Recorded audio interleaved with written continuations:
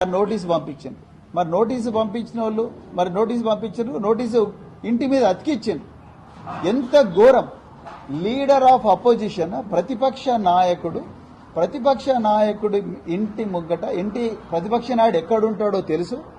ఆ కేబినెట్ లో ఉండే మంత్రులందరూ కూడా ప్రతిపక్ష నాయకుడి ఇంటికి పోయి రకరకాల పండగలకు కార్యక్రమాలకు ఇన్వైట్ చేయడం వచ్చు, ఫోటోలు దిగడం వచ్చు, సోషల్ మీడియాలో పెట్టడం వచ్చు, అధికారికంగా ఇవ్వడం వచ్చు. కానీ రేవంత్ రెడ్డి గారి కింద పనిచేస్తున్న పోలీసులకు మాత్రం కేసీఆర్ గారు నివాసం ఉంటున్న బంజారా హిల్సే కనిపిస్తా ఉన్నది, నందినగరే కనిపిస్తా ఉన్నది. అక్కడ గోడకు అంటించి వచ్చింది. ఇంతకన్నా దుర్మార్గమైన కక్షపూరిత రాజకీయం ఏమన్నా ఉంటుందా? ఒకసారి తెలంగాణ ప్రజలు ఆలోచించాలి. నేను దాంట్లో లీగల్ పాయింట్స్ కూడా చెప్తాను, ఎందుకు నోటీస్ అంచడం తప్పని.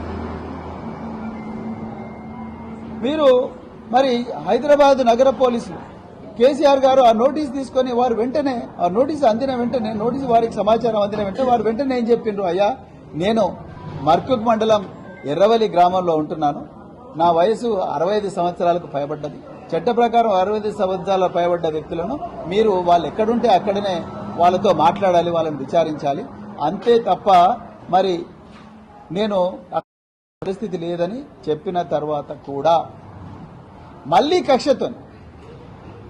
కక్షతోని మళ్లీ నందినగర్ పోయి మళ్లీ ఫేస్ చేశాం.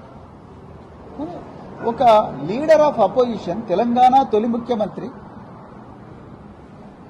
ప్రతిపక్ష పార్టీ నాయకులు, మీ మంత్రులే పోయి వారింటికి పోయి అడ్మిటేషన్ కార్డులు ఇస్తారు, కానీ మీకు మాత్రం నందినగరే కనిపిస్తున్నది, ఈ మరకుకు రావడానికి మీకు ఇష్టం లేదు. అంటే ఎంత కక్ష రేవంత్ రెడ్డి మనసులో ఉన్నదో, ఇలా ఎంత కక్ష, ఎంత వివక్ష మీరు చూడండి.